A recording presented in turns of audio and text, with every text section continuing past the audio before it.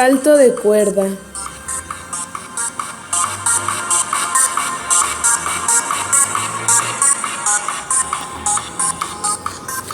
La historia del salto de cuerda es realmente incierta. Existen teorías de que su invención se remonta al año 1600 a.C. con los artesanos de cuerda egipcios, los cuales utilizaban esta para realizar cálculos geométricos en las construcciones de sus pirámides, y tiempo después encontraron la diversión de saltar sobre esta. Para el año 460 a.C., el padre de la medicina, Hipócrates, recomendaba el salto de cuerda como una actividad para mejorar la agilidad.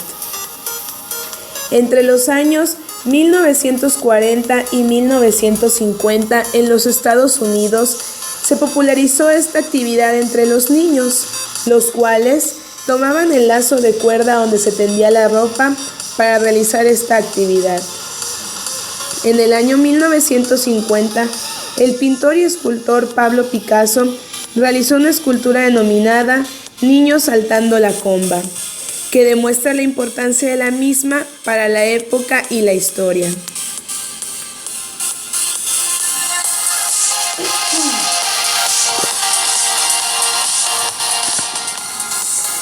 Según el lugar donde se practique, el salto de cuerda recibe diferentes nombres. Así, en Alemania se denomina Seilspringen. En Argentina, comba o soga. En Brasil, pular. En Cuba es llamada suiza. En España, comba. En Francia, saut à la corde. En Santo Domingo, cuica. Y en México, saltar la cuerda.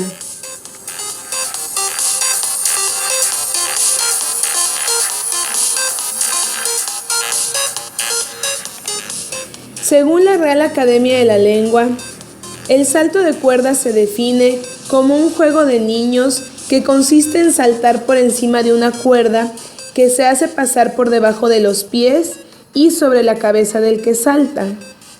Las reglas no están bien definidas, pero se acepta como única que en el momento en que la cuerda golpea alguna extremidad del que la salta o dicha cuerda detenga su curso, ha finalizado el juego.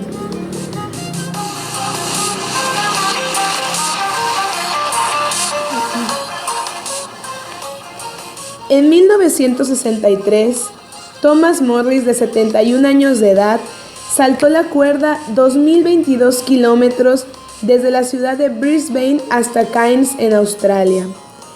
En 1991, 120.000 personas en Suecia saltaron la cuerda al mismo tiempo para celebrar el Día Internacional del Salto de Cuerda. El récord del saltador más rápido le pertenece a Albert Reinhardt, quien saltó 128 veces la cuerda en tan solo 10 segundos en Inglaterra en el año de 1982.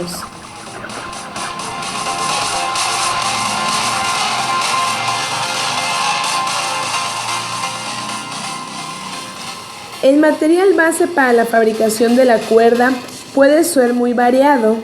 Existen pues cuerdas de plástico o polietileno, algodón, fibra sintética y aquellas construidas con cables de PVC y soportes de aluminio.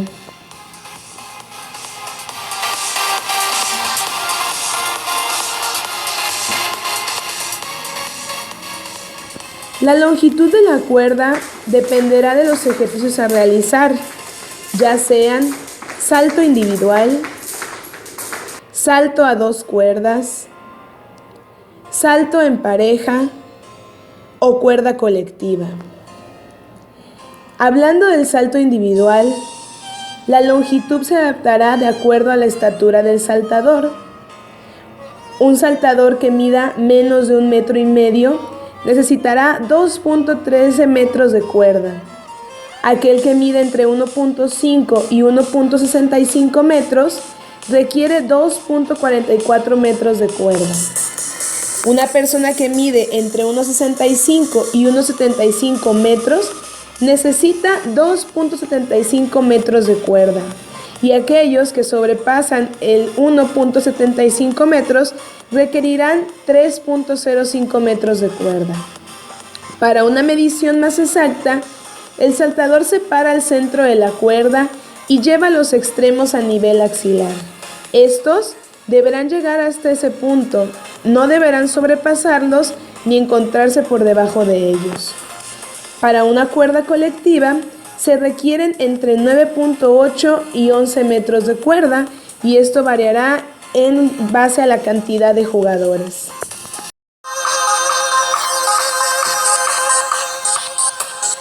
Para la práctica de la actividad se requiere el uso de tenis o zapatos deportivos que amortiguen el impacto para prevenir lesiones musculares o tendinosas, ropa cómoda, de preferencia deportiva.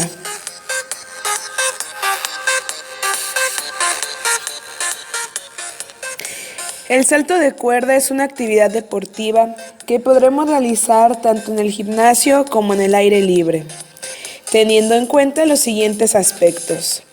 Realizar la actividad en una superficie plana y lisa, no muy dura.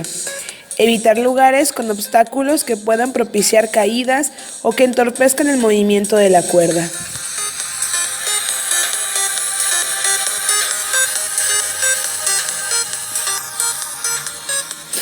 Ahora sí, estamos listos para brincar.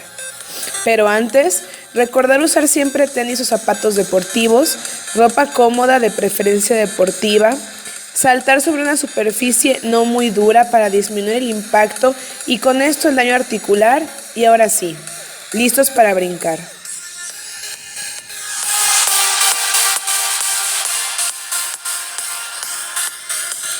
Para comenzar, colocaremos nuestra vista al frente, tronco recto guardando nuestro centro de equilibrio. Sujetaremos la cuerda por sus extremos y procederemos a colocar los hombros en rotación externa, flexión de codo y supinación de las muñecas. Piernas juntas y rodillas en ángulo a 160 grados con un movimiento de flexión de 20 grados. Esta será nuestra postura inicial.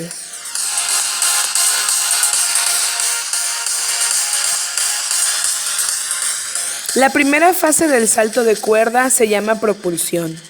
Comenzaremos con una flexión del pie para colocar nuestro punto de apoyo sobre los metatarsos y las falanges, mismo que agregado a la flexión de las rodillas nos dará el impulso para el salto. Realizaremos una circundición de las muñecas para llevar la cuerda por detrás de nosotros y por arriba de la cabeza. En este punto es donde se produce la segunda fase llamada vuelo, en la cual tras la propulsión separaremos nuestros pies del piso mientras la cuerda pasa debajo de ellos.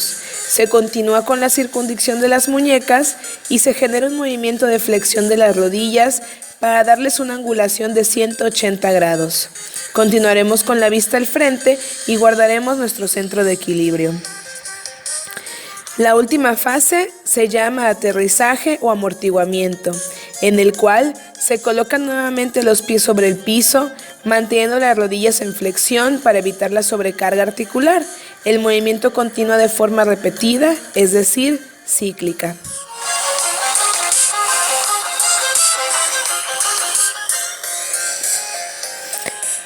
Veamos el gesto biomecánico.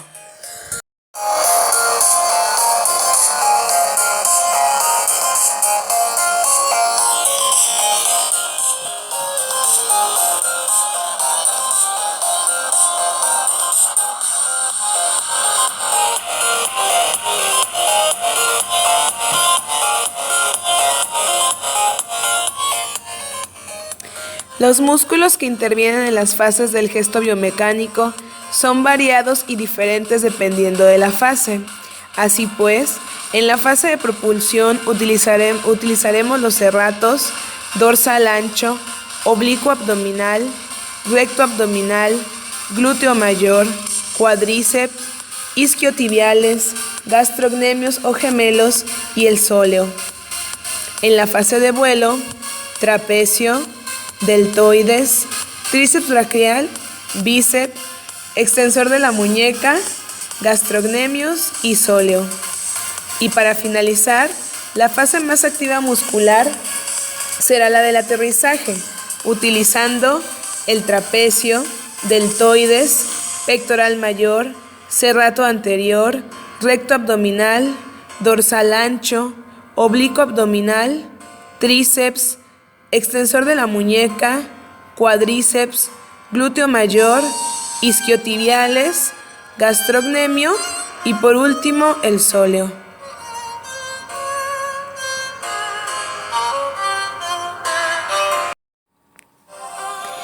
Las articulaciones que más utilizamos durante esta actividad son la rodilla, que es una articulación que une el fémur, la rótula y la tibia, y que durante esta actividad se encarga de la propulsión y el soporte para el amortiguamiento. La articulación radiocarpal, que une el radio con los huesos del carpo y que se encarga de la sujeción de los extremos de la cuerda, la circunducción de la misma que permite hacer girar la cuerda.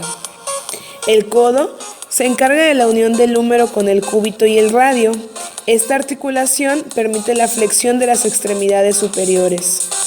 El tobillo se encarga de la unión del astrálago, la tibia y el peroné, y permite la flexión del pie para lograr la bipedestación sobre los metatarsos y las falanges, y con ello la propulsión del cuerpo.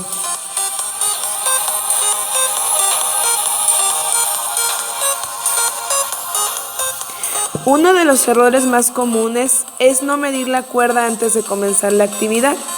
Así, utilizar una cuerda más larga nos predispone a lesiones musculares como esguinces o contusiones con la misma cuerda.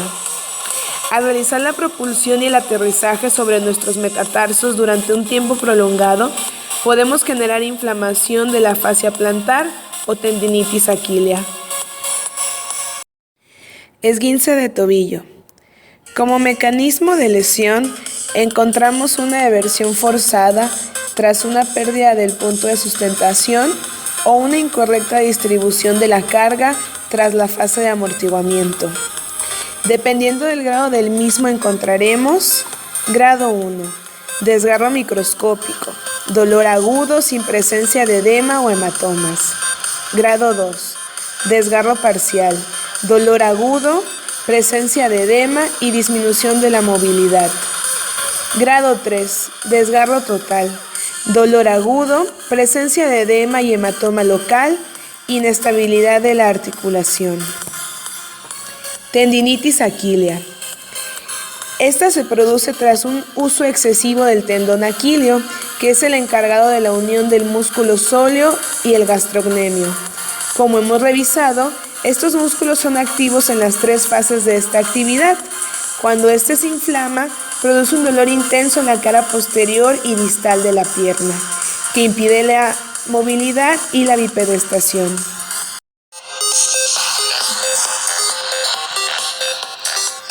El salto de cuerda es una actividad muy compleja, con una amplia utilización muscular, misma que al realizarse de forma correcta nos otorga grandes beneficios cardiovasculares y musculares.